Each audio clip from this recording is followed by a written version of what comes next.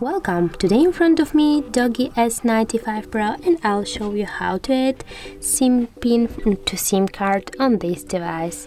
So first you should go to settings and just scroll down with your finger to the security. Now tap on the security section, scroll down and find the advanced options, and now you can see here the SIM card lock, and just tap here on the switcher once, and for example tap your new password, just 1234 in my case, and tap to OK.